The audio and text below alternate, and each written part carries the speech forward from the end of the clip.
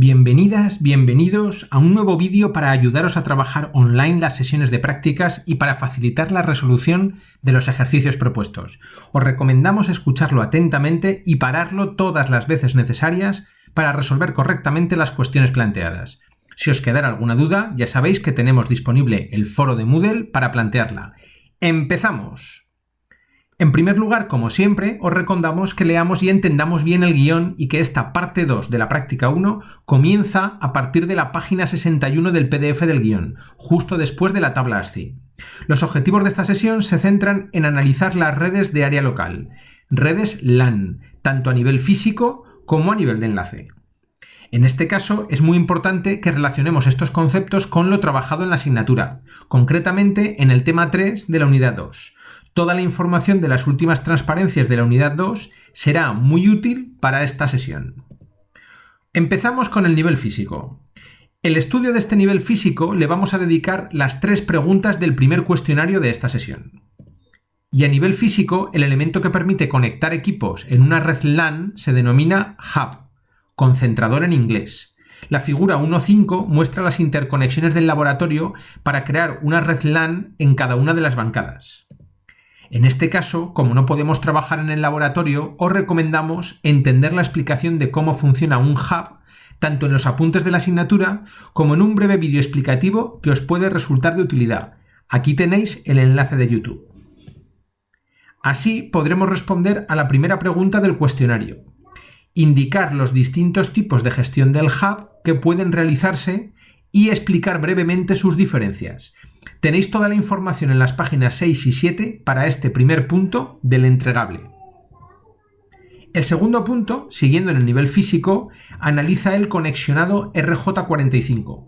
El cuestionario nos pregunta sobre la combinación correcta para monitorizar una transmisión. Para ello, revisemos las páginas 12 y 13 del guión y la figura 1.10.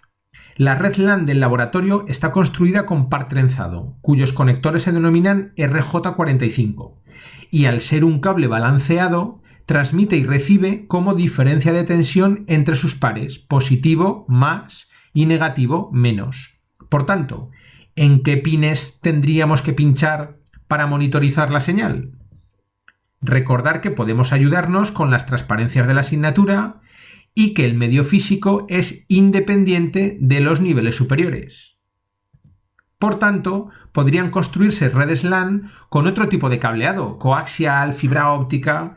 Revisemos los apuntes de la asignatura y los ejercicios de la colección para trabajar todos estos conceptos sobre los medios físicos de transmisión. Y como tercer punto del cuestionario, siguiendo en el nivel físico, se nos pregunta por la codificación Manchester. En la figura 1.1 de la página 13 se detalla un ejemplo de codificación Manchester, que es la empleada en este tipo de redes LAN. ¿Sabríamos identificar cuándo vemos un 1 y cuándo vemos un 0? Atención, ya que se producen pequeñas interferencias como montañitas cuando pasamos de 1 a 0 o de 0 a 1.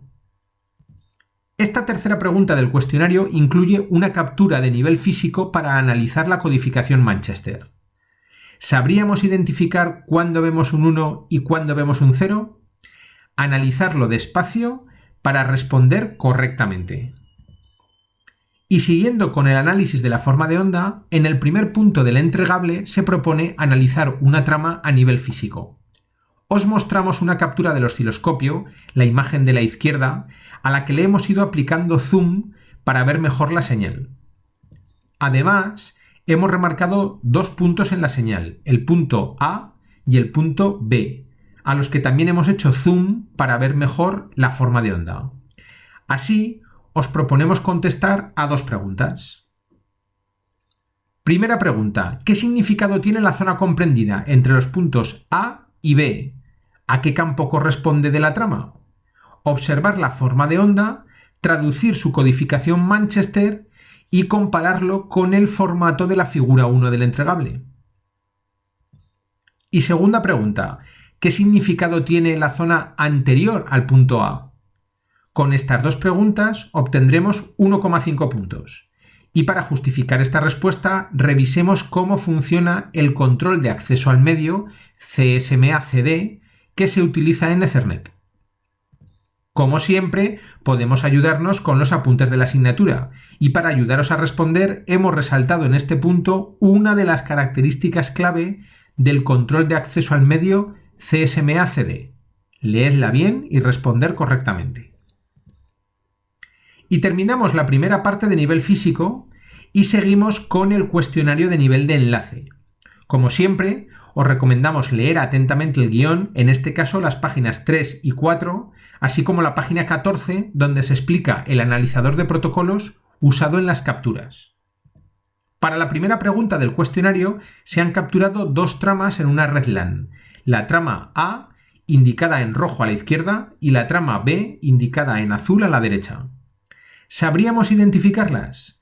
¿Sabríamos decir si son Ethernet 2 u 802.3?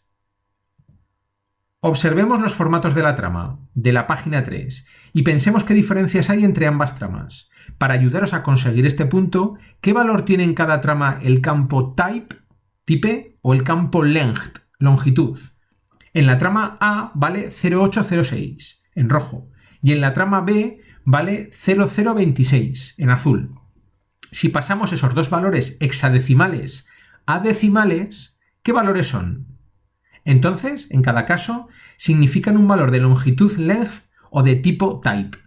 Según si son de longitud o de tipo, significará que la trama es 802.3 o Ethernet 2 respectivamente. Fijaos bien y responder correctamente. La segunda pregunta del cuestionario se centra en la trama B. ¿Se ha incluido relleno? Observemos de nuevo los formatos de trama de la página 3, donde se indica el relleno como campo path o padding. ¿Cuándo es necesario usar relleno? En las páginas 3 y 4 lo indica perfectamente. Leed atentamente la explicación del campo path o padding, incluyendo la nota 2 al pie de la página 4, remarcada en amarillo. Y podéis responder correctamente a este punto. Y para finalizar el cuestionario, la tercera pregunta. ¿Cuál es el tamaño del campo datos en esta trama B? Observemos de nuevo los formatos de trama. Como vemos, el tamaño máximo del campo datos son 1500 bytes, remarcado en amarillo. ¿Por qué? Tenemos la explicación en el primer párrafo de la página 4. ¿Y el tamaño mínimo? ¿Cuál es? Vimos la explicación en la pregunta anterior. Por tanto, solo tenemos que interpretar la captura de trama. ¿Cuántos bytes se han capturado? Atención, en la trama capturada no se incluyen ni los 12 bytes correspondientes al preámbulo, 8 bytes, y al campo FCS, 4 bytes.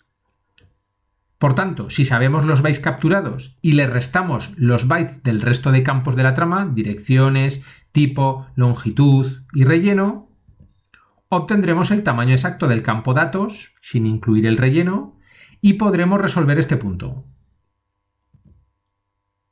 Ya solo nos queda resolver las preguntas del entregable. La primera, si la red utiliza únicamente hubs como elementos de interconexión, ¿se podría suprimir algún campo de la trama sin que se alterara el funcionamiento de la red?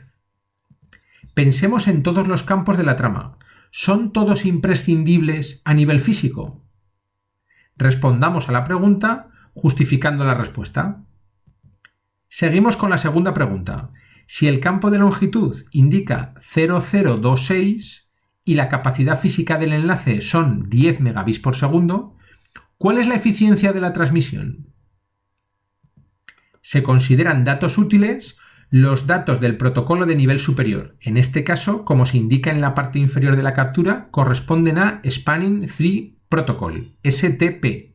Por tanto, ¿cuántos bytes son datos útiles? Si sabemos los bytes capturados y le restamos los bytes del resto de campos de la trama, direcciones, tipo, longitud, relleno, obtendremos los bytes útiles. ¿Y cuántos son los bytes totales? Atención, recordemos otra vez que en la captura no se incluyen los 12 bytes del preámbulo, 8 bytes, y el campo FCS, 4 bytes. Si ahora dividimos los bytes útiles entre los bytes totales, tendremos la eficiencia. ¿Sabríamos indicarla en bits por segundo? Y terminamos con la última pregunta. Si se mantienen los mismos datos útiles, pero ahora suprimimos el subnivel de control de enlace lógico, LLC, Logical Link Control, ¿tendríamos la misma eficiencia sin ese subcampo LLC? Si respondemos no, calculamos la nueva eficiencia. Y si respondemos sí, ¿por qué? Justificamos razonadamente la respuesta y obtendremos el último punto. Y eso es todo. Esperemos que este vídeo os ayude a trabajar esta sesión 5 de la práctica 1 y respondáis correctamente a todas las cuestiones planteadas. Que tengáis muy buen trabajo.